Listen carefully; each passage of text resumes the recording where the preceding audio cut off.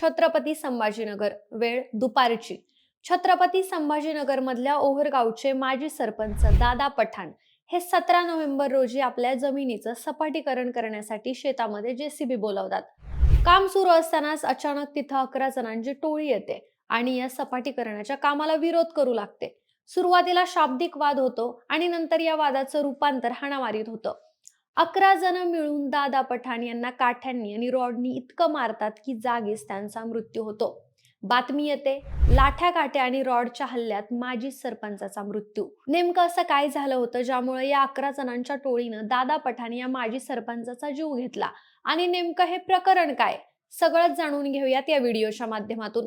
नमस्कार, मी निशा हिंगे आणि तुम्ही पाहताय विषयच भारी. मंडळी, बीड जिल्ह्यातले मस्साजोग गावचे सरपंच संतोष देशमुख यांच्या हत्येला 1 वर्ष उलटून गेलं तरी देखील अजूनही यातल्या आरोपींना कुठलीच कठोर शिक्षा सुनावण्यात आली नाहीये. इतक्या क्रूरपणे त्यांची हत्या करण्यात येऊन देखील यावरचा निकाल अजूनही न्यायप्रविष्ट आहे. अशातच आता छत्रपती संभाजीनगरमध्ये देखील याच घटनेची पुनरावृत्ती झालेली दिसतीये. गावातल्या जमिनीच्या ताब्यावरून अनेक वर्षांपासून सुरू असलेल्या वादातून 11 गावगुंडांच्या टोळीनं ओव्हरगावचे माजी सरपंच दादा साहू पठाण यांची बुधवारी म्हणजेच 17 नोव्हेंबरला हत्या केली. ही घटना घडत असताना दादा पठाण यांच्या कुटुंबातली एक महिला या हल्लेखोरांना हात जोडून विनवण्या करत होती. मात्र कायदा त्यांच्या हातात असल्याचं म्हणत 11 जणांनी दादा पठाण यांचा जीव घेतला. मात्र हा जमिनीचा वाद नेमका काय हे जाणून घेऊयात. दादा पठाण यांचं कुटुंब मूळचं ओव्हरगावचं. त्यांच्या घरासमोरच त्यांची शेती आहे. काही अंतरावर शाळेजवळ त्यांची एक जमीन देखील आहे. या जमिनीच्या शेजारून एक पायवाट जाते. सुरुवातीला या आरोपीच्या टोळीनं या छोट्या पायवाटेवरून वाद घालायला सुरुवात केली होती. नंतर काही दिवसांनंतर त्यांनी या जमिनीवर ताबा सांगायला सुरुवात केली आणि याच्यातूनच त्यांच्यामध्ये वाद निर्माण झाला. बुधवारी दादा पठाण यांनी आपल्या जमिनीचं सपाटीकरण करण्यासाठी आपल्या शेतात जेसीबी बोलावला. यावेळी या जेसीबीचं काम थांबवण्यासाठी 10 ते 11 जणांची टोळी इथं पोहोचली. खुर्चीवर बसलेल्या दादा पठाण यांच्यावर त्यांनी लाठ्या काठ्या आणि रॉडनं हल्ला केला. 68 वर्षांचे असणारे दादा पठाण यामध्ये जागीच मरण पावले. या 11 जणांमध्ये 2 आरोपी इम्रान खान आणि अफरोज खान यांचं दादा पठाण यांच्या घरासमोरच फरसाणाचं दुकान आहे. सुरुवातीला त्यांनी दादा पठाण यांची मुलं अफसर आणि जुबेर यांच्यावरती हल्ला केला.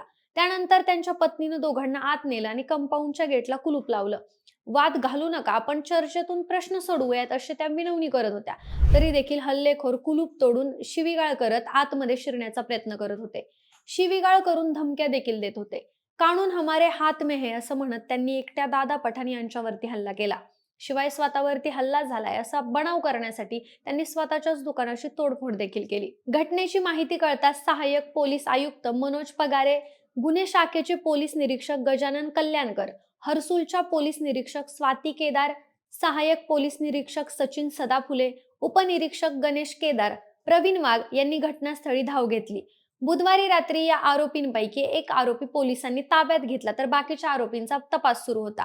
इम्रान खान मोईन खान पठाण, जमीर इनायत खान पठाण, मोहसिन मोईन खान पठाण, अफरोज खान गयाज खान पठाण, असलम उर्फ गुड्डू खान गयाज खान पठाण, हैदर खान गयाज खान पठाण, उमेर खान जमीर खान पठाण, फुरकान खान अजगर खान पठाण, राम अवतार सगरमाल साबू, मोईन इनायत खान पठाण अशी या आरोपींची नावं आहेत. पोलिसांच्या तपासातून समोर आलेल्या माहितीनुसार दादा पठाण यांची हत्या करणाऱ्या 11 जणांमधील काही आरोपी हे याआधी देखील पोलिसांच्या रडारवर होते. एप्रिल 2023 मध्ये ओव्हरगावात 2 गटांमध्ये तुफान दगडफेक झाली होती आणि यामध्ये दंगल देखील उसळली होती.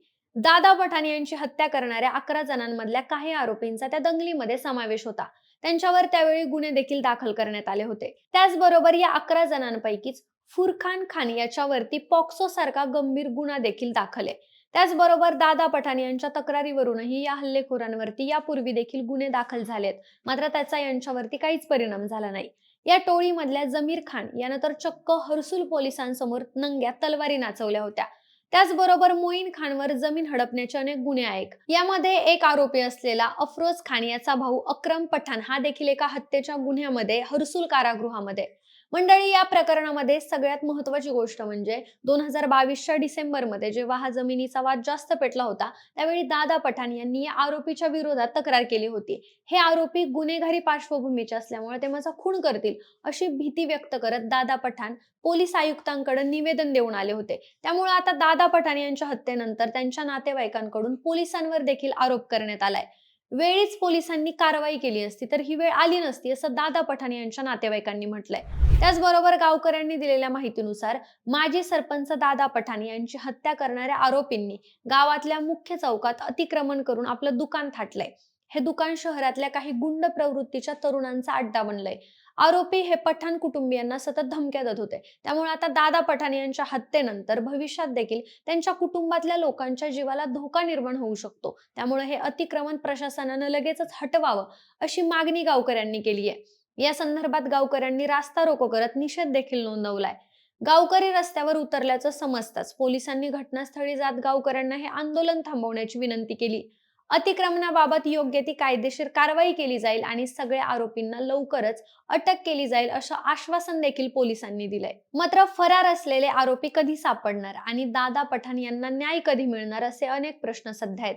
कारण संतोष देशमुख यांच्या हत्येला 1 वर्ष पूर्ण झाले तरी देखील अजूनही त्यांना न्याय मिळालेले दिसत नाहीये. त्याच्यामुळे आता दादा पठाण यांच्या कुटुंबियांना देखील न्यायासाठी इतकीच वाट बघावी लागणार आहे का, असा संतप्त प्रश्न विचारला जातोय. बाकी मंडळी, तुम्हाला या प्रकाराबद्दल नेमकं काय वाटतं हे कमेंटमध्ये नक्की सांगा आणि सोबतच आपल्या विशेष भारी या चॅनलला सबस्क्राईब करायला विसरू नका. धन्यवाद.